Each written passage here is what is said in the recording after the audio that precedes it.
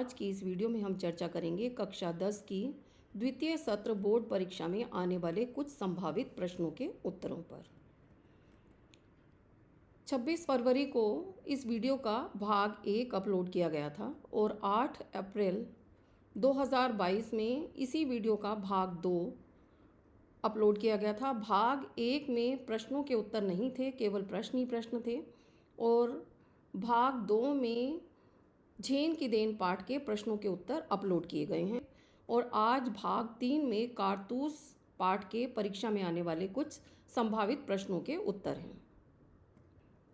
प्रश्न है, देशभक्ति किसी के लिए देश के प्रति उसके प्यार, निष्ठा और अपने नागरिकों के साथ गठबंधन की भावना को प्रकट करती है। कारतूस पाठ के आधार पर उदाहरण के साथ स्पष्ट कीजिए कि जांबाज तथा एक सच्चे देशभक्त वजीर अली के जीवन का लक्ष्य अंग्रेजों को इस देश से बाहर करना था। उत्तर, जांबाज तथा एक सच्चे देशभक्त वजीर अली के जीवन का लक्ष्य अंग्रेजों को इस देश से बाहर करना था। विद्यार्थी यहाँ ध्यान दें कि प्रत्येक प्रश्न के उत्तर को प्रश्न से ज़रूर जोड़ें। वह जब स्वयं अवध के तख्त पर बैठा था तो मात्र 5 महीने के शासन में ही उसने अवध के दरबार को अंग्रेजी प्रभाव से पूर्णतया मुक्त कर दिया था। उसके अंग्रेज विरोधी कार्य को देखते हुए अंग्रेज़ों ने अपने षड्यंत्रों द्वारा उसे तख्त से हटाकर उसके पिता के भाई सादत अली को नवाब घोषित कर दिया था। वजीर अली ने विषम परिस्थितियों से भी हार नहीं मानी तथा वह सदैव अंग्रेज़ों को खदेड़ने के लिए प्रयत्नशील रहा। उसने अफगानिस्तान के बादशाह शाह जमा को हिंदुस्तान पर आक्रमण करने का आमंत्रण दिया ताकि अंग्रेज़ों की शक्ति तथा सैन्य बल क्षीण हो सके अर्थात कम हो सके। वह लगातार अपने बहादुर सिपाहियों के साथ नेपाल की ओर बढ़ने का प्रयास कर रहा था ताकि वहां पहुंचकर वह अपनी शक्ति का विस्तार कर सके।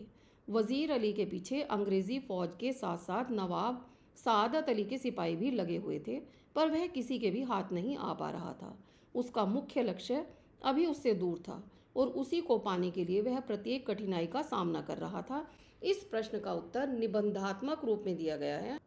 विद्यार्थी ध्यान दें कि प्रश्न पत्र में एक निबंधात्मक प्रश्न भी आता है। अगर निबंधात्मक प्रश्न आता है तो आप इसका उत्तर इसी तरह से लिखेंगे और नहीं तो आप अंकानुसार इस प्रश्न का उत्तर देंगे। प्रश्न 2, नाकाबिल और ऐश पसंद शासकों के कारण ही अंग्रेज हमारे देश पर कब्जा करने में कामयाब रहे। कारतूस एकांकी के उदाहरण लेकर इस कथन की सत्यता सिद्ध कीजिए। नाकाबिल और ऐश पसंद शासकों के कारण ही अंग्रेज हमारे देश पर कब्जा करने में कामयाब रहे, यह कथन पूर्णतः सत्य है। कारतूस एकांकी के इस उदाहरण से इस कथन की सत्यता स्पष्ट होती है कि सादत अली नाकाबिल और ऐश पसंद शासक था और सत्ता लोलुप भी था। अवध की सत्ता सादत अली को सौंपने से अंग्रेज़ों को बहुत लाभ हुआ। सादत अली को अवध के तख्त पर बिठाने के पीछे कर्नल का मकसद अवध की धन संपत्ति पर अधिकार करना था। सादत अली अंग्रेज़ों का मित्र था, वह एक अवसरवादी व्यक्ति था। वह वजीर अली को गद्दी से हटाकर अवध का नवाब बनना चाहता था और कर्नल ने इस बात का फ़ायदा उठाया। अंग्रेज़ों ने उसे शासक बनाकर अवध की आधी संपत्ति 10 लाख रुपए तथा अन्य वस्तुएं प्राप्त कर लीं। सादत अली को तख्त पर बिठाने से अवध पर कंपनी का अधिकार लगभग निश्चित हो गया। प्रश्न 3, एक देशभक्त और वीर व्यक्ति के मन में देश के लिए क्या इच्छाएं होती हैं? इन इच्छाओं को पूरा करने के लिए वह क्या क्या करने के लिए तत्पर रहता है? कर चले हम फिदा कविता और कारतूस एकांकी के आधार पर उत्तर दीजिए। एक देशभक्त और वीर व्यक्ति के मन में देश के लिए देशहित, बलिदान और संघर्ष की इच्छा होती है। एक देशभक्त और वीर व्यक्ति देश के लिए अपना सब कुछ न्योछावर करने के लिए सदैव तत्पर रहता है, कभी भी देश के मान सम्मान को बचाने से पीछे नहीं हटता, फिर चाहे उन्हें अपनी जान ही क्यों न गंवानी पड़े। उनकी इच्छा होती है कि उनके बलिदान के बाद देश की रक्षा के लिए देशभक्तों और वीर व्यक्तियों की कमी नहीं होनी चाहिए। दुश्मन कभी भी उनके द्वारा खींची गई खून की लक्ष्मण रेखा पार न कर पाए। इसी उम्मीद में वह देश की रक्षा के लिए बलिदान देने से भी पीछे नहीं हटते। एक देशभक्त और वीर व्यक्ति चाहता है कि देश पर जान न्योछावर करने के मौके बहुत कम आते हैं और ये क्रम टूटना नहीं चाहिए। प्रश्न 4, कारतूस एकांकी और कर चले हम फिदा कविता में वजीर अली और सैनिकों के कथनों में आपको क्या अंतर और समानता नजर आती है?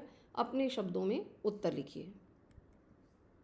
कर चले हम फिदा कविता और कारतूस एकांकी में वजीर अली और सैनिकों के कथनों में समानता यह है कि दोनों में ही वीरता, साहस, देशभक्ति और जांबाजी का भाव प्रदर्शित हो रहा है। और अंतर यह है कि कारतूस कहानी में अकेला वजीर अली मुट्ठी भर सिपाहियों के साथ अंग्रेज़ों की ताकतवर सेना के मुकाबले के लिए तैयार है, और कर चले हम फिदा कविता में दुश्मनों का मुकाबला करने के लिए देश की पूरी सेना है। प्रश्न 5, लेफ्टिनेंट, सुना है ये वजीर अली अफगानिस्तान के बादशाह शाह जमा को हिंदुस्तान पर हमला करने की दावत दे रहा है। कर्नल, अफगानिस्तान को हमले की दावत सबसे पहले असल में टीपू सुल्तान ने दी, फिर वजीर अली ने भी उसे दिल्ली बुलाया, और फिर शमसुद्दौला ने भी। लेफ्टिनेंट, कौन शमसुद्दौला? कर्नल, नवाब बंगाल का निस्बती भाई, बहुत ही खतरनाक आदमी है। लेफ्टिनेंट, इसका तो मतलब यह हुआ कि कंपनी के खिलाफ सारे हिंदुस्तान में एक लहर दौड़ गई है। और इससे संबंधित प्रश्न है, भारतीय नवाबों ने अंग्रेज़ों से पीछा छुड़ाने के लिए विदेशी शासकों का भी सहारा लिया, इसमें वे कितना सफल रहे, पाठ के आलोक में स्पष्ट कीजिए। भारतीय नवाबों ने अंग्रेज़ों से पीछा छुड़ाने के लिए विदेशी शासकों का भी सहारा लिया। देश में अलग अलग स्थानों पर राजा एवं नवाब कंपनी का विरोध कर रहे थे। दक्षिण भारत में टीपू सुल्तान अंग्रेज़ों को भगाने के लिए कटिबद्ध था। उसने अफगान के शासक शाह जमा से मदद मांगी थी। पूर्व में बंगाल के नवाब का भाई शमसुद्दौला भी अंग्रेज़ों को पसंद नहीं करता था। उसने भी शाह जमा को आमंत्रित किया था। अवध के पूर्व नवाब वजीर अली के मन में भी अंग्रेज़ों के विरुद्ध नफरत कूट कूट कर भरी हुई थी। वह शाह जमा के हमले के इंतज़ार में था, ताकि शाह जमा का साथ देकर अंग्रेज़ों को भारत से खदेड़ सके। भारतीय नवाबों ने अंग्रेज़ों से पीछा छुड़ाने के लिए विदेशी शासकों का सहारा तो लिया, लेकिन इसमें वे पूर्णतः सफल नहीं हो पाए। प्रश्न 6, कर्नल, उसके अफसाने सुनकर रॉबिनहुड के कारनामे याद आ जाते हैं। अंग्रेज़ों के खिलाफ उसके दिल में किस कदर नफरत है। कोई 5 महीने हुकूमत की होगी, पर इस 5 महीने में वो अवध के दरबार को अंग्रेज़ी असर से बिल्कुल पाक कर देने में तकरीबन कामयाब हो गया था।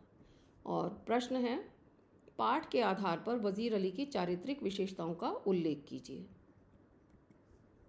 वजीर अली बहुत साहसी, निडर, वीर, हिम्मती और चतुर व्यक्ति था। उसके जीवन का एकमात्र उद्देश्य अंग्रेज़ों को देश से बाहर निकालना था। वह अपनी जान की परवाह किए बिना अंग्रेज़ों का मुकाबला कर रहा था। अवध की नवाबी छीनने के बाद वह अंग्रेज़ों का दुश्मन बन गया था। उसके मन में अपना लक्ष्य पाने और अंग्रेज़ों को भारत से भगाने की भावना प्रबल हो गई थी। उसने अपनी शक्ति का विस्तार किया और अंग्रेज़ों को देश से बाहर निकालने की दृढ़ प्रतिज्ञा ली। वजीर अली ने कंपनी के वकील की हत्या के बाद विद्रोह आरंभ कर दिया। अपने शत्रु के खेमे में पहुंचकर उससे कारतूस हासिल करने के बाद जाते जाते कर्नल को यह भी बता दिया कि वही वजीर अली है। ऐसा करके उसने सिद्ध कर दिया कि वह एक जांबाज सिपाही है, देश की स्वतंत्रता के लिए अपनी जान न्योछावर करने के लिए भी तत्पर है। प्रश्न 7, लेफ्टिनेंट, मगर सआदत अली को अवध के तख्त पर बिठाने में क्या मसलहत थी? कर्नल, सआदत अली हमारा दोस्त है और बहुत ऐश पसंद आदमी है, इसलिए हमें अपनी आधी मुमलिकत दे दी और 10 लाख रुपए नगद। अब वो भी मज़े करता है और हम भी। और इससे संबंधित प्रश्न है, सआदत अली सत्ता लोलुप था और अवध की सत्ता सआदत अली को सौंपने से अंग्रेज़ों को क्या लाभ हुआ, स्पष्ट कीजिए। सआदत अली सत्ता लोलुप था और अवध की सत्ता सआदत अली को सौंपने से अंग्रेज़ों को बहुत लाभ हुआ। सआदत अली को अवध के तख्त पर बिठाने के पीछे कर्नल का मकसद अवध की धन संपत्ति पर अधिकार करना था। सआदत अली अंग्रेज़ों का मित्र था। वह एक अवसरवादी व्यक्ति था। वह वजीर अली को गद्दी से हटाकर अवध का नवाब बनना चाहता था और कर्नल ने इस बात का फ़ायदा उठाया। अंग्रेज़ों ने उसे शासक बनाकर अवध की आधी संपत्ति 10 लाख रुपए और अन्य वस्तुएं प्राप्त कर लीं। सआदत अली को तख्त पर बिठाने से अवध पर कंपनी का अधिकार लगभग निश्चित हो गया। कक्षा 10 के संपूर्ण पाठ्यक्रम के नोट्स प्राप्त करने के लिए आप मेरी वेबसाइट पर विजिट कर सकते हैं। वेबसाइट है www.madhukalash.in। मेरी ये वीडियो पसंद आए तो इसे लाइक करें, शेयर करें और मधुकलश चैनल को सब्सक्राइब करना ना भूलें।